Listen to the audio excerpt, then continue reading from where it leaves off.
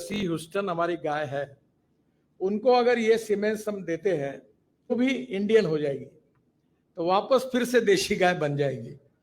तो आने वाले समय में दूध का उत्पादन बढ़ाना, फिर मछली का उत्पादन बढ़ाना, जहां जहां तालाब है, डैम प्रोजेक्ट्स है, वहां दुनिया में दो प्रकार के प्रॉन्स तैयार होते हैं। हमारे यहाँ झींगे कहते हैं उसको, प्रॉन्स को।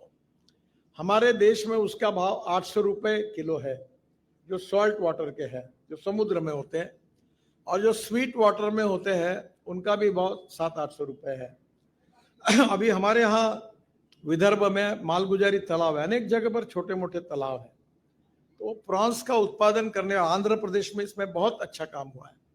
और उन्होंने क्या किया कि वो फिशिंग, ये जो ब्लू इकोनॉमी है, ये आने वाले समय में देश में 7 लाख करोड़ की बनने वाली है। इसमें जो समुद्र में जो हमको वहाँ का जो सी फूड के रूप में जो होता है वो अलग है, और जो खेती में तालाब करके स्वीट वाटर और सॉल्ट वाटर में जो होता है वो अलग है। तो ये फिशिंग जो है ये इम्पोर्टेंट है, दुग्ध उत्पादन इम्पोर्टेंट है, और जो फल हम लगा रहे हैं उसका प्रोसेसिंग ये इम्पोर्टेंट है। अभी IQF टेक्नोलॉजी आई है जिसमें हम सब्जियों को काट कर साल भर ताजा रख सकते हैं, और जो 5 स्टार होटल है वो सब्जियों को खरीदते हैं। हमारी समस्या ये होती है कि जब हम प्याज निकालते हैं तो रेट 2 रुपए किलो होता है, तो हमारे पास स्टोरेज कैपेसिटी न होने के कारण हम मार्केट में बेचते हो, कभी कभी फेंकने की भी स्थिति आती है, और जब रेट बढ़ जाता है तो हमारे पास प्याज नहीं होता। तो हमारे लिए आने वाले समय में सरकार ने प्राथमिकता दी है कि cold storage, pre cooling plant, food grain godowns, और मेरा आग्रह है कि हर किसान ने अपने खेती में अगर ये गोडाउन निर्माण किए हैं, तो कोऑपरेटिव डिपार्टमेंट ने अब स्कीम निकाली है कि कोऑपरेटिव बैंक और नेशनलाइज बैंक, आप आपका जो भी अनाज है जो उसमें रखते हैं वो रिसिप्ट लेकर, अगर आपने बैंक में मॉर्गेज किया तो 60-70% उसके कॉस्ट के अगेंस्ट वो आपको पैसा देते हैं, और जब भाव बढ़ जाएगा तो आप बाजार में उसको बेच सकते हैं। तो हमारे को समस्या जो है उसका प्रॉब्लम्स जो है, समस्या जो है conversion of problems into opportunities, तो ये हमारे लिए सबसे बड़ी इंपॉर्टेंट चीज है। और इसलिए मुझे खुशी है कि अब बड़े प्रमाण पर अलग अलग प्रकार की न्यू टेक्नोलॉजी प्राप्त हुई है। हमारे यहाँ जो गंदा पानी आता है टॉयलेट का, मैं जहाँ से हूँ नागपुर में, वो टॉयलेट का पानी हम 8 साल से बेच रहे हैं, और आपको ताज्जुब होगा कि टॉयलेट का पानी शुद्ध करके कोराडी और खापरखेड़ा पावर प्रोजेक्ट में महाराष्ट्र सरकार को बेचते हैं, जिसमें म्यूनिसिपल कॉर्पोरेशन को साल के 300 करोड़ रुपए मिलते हैं। अभी मैंने मथुरा में भी ऐसा एक प्रोजेक्ट शुरू किया, हाइब्रिड एन्युटी में। अब ध्यान में आया कि उस पानी से ऐसे पर्टिकुलर निकलते थे, उसका 60,000 टन का ढीग लगा था। तो फरीदाबाद में इंडियन ऑयल की लेबोरेटरी, उन्होंने कल्चर तैयार किया है, और वो कल्चर लेकर मैंने उनको सैंपल दिए, अब उससे ऑर्गेनिक खाद तैयार हो रहा है। तो कारपोरेशन में जो सेग्रीगेटेड वेस्ट है, अब वो उसमें अभी आपके ज़्यादा दिल्ली की मुझे जानकारी नहीं, पर पानीपत से निकलने के बाद हम एक UR2 रिंग रोड बना रहे हैं, ताकि पानीपत से आधे घंटे में आप एयरपोर्ट के अंदर जाएंगे दिल्ली के। तो वो जो रोड है उसमें हमने, और मुंबई दिल्ली हाईवे में, अहमदाबाद डोलेरो में, चंडीगढ़ में 80 लाख टन कचरा रोड में डाल दिया। अब ये जो बना हुआ है, इसके कारण जो एग्रीकल्चर में जो ऑर्गेनिक वेस्ट है, इससे हम हाइड्रोजन बना सकते हैं बायोडाइजेस्टर में डालकर। और आप मेरी बात को सुनिए कि अभी मैं भी 5 टन बना रहा हूँ राइस ड्रॉप परली से, और परली जलाने से दिल्ली में प्रदूषण होता है।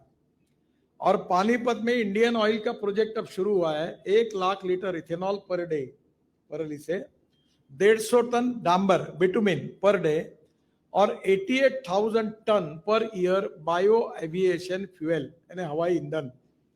अब वो दिन दूर नहीं है कि हवाई जहाज भी किसानों ने तैयार किए हुए फ्यूल पर चलने वाले हैं। और मेरा अभी आप पानीपत में ये प्लांट शुरू हुआ, अब वो 400 प्लांट जो शुरू हो रहे हैं, इसमें 60 पूरे हुए, वो परली से CNG बना रहे हैं। और पंजाब और हरियाणा में पूरे परली से अगर CNG बनेगा तो मुझे लगता है कि आपके यहाँ सीएनजी मिलेगा। सीएनजी आपकी कार के लिए, आपकी स्कूटर के लिए यूज होगा।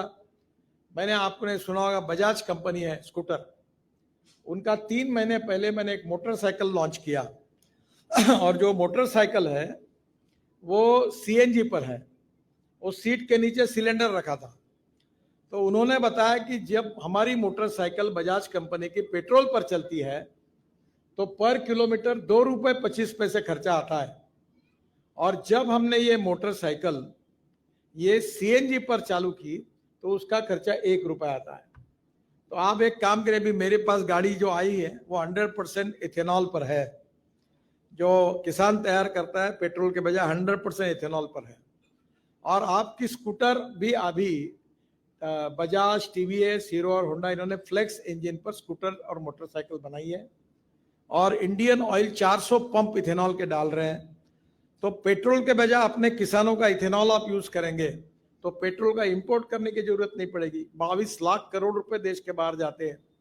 तो मेरी आपसे रिक्वेस्ट है कि अब इलेक्ट्रिक है, इथेनॉल है, सीएनजी है, तो सीएनजी और इथेनॉल तो किसान बनाता है।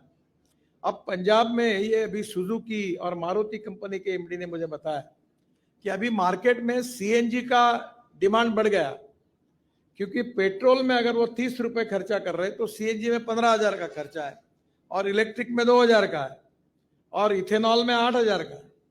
तो अब हमारे फ्यूल को पॉपुलर करेंगे तो हमारी इकोनॉमी बनेगी, हमारी ग्रोथ बढ़ेगी, हमारे रोजगार निर्माण होगा, किसानों के हाथ में पैसा आएगा।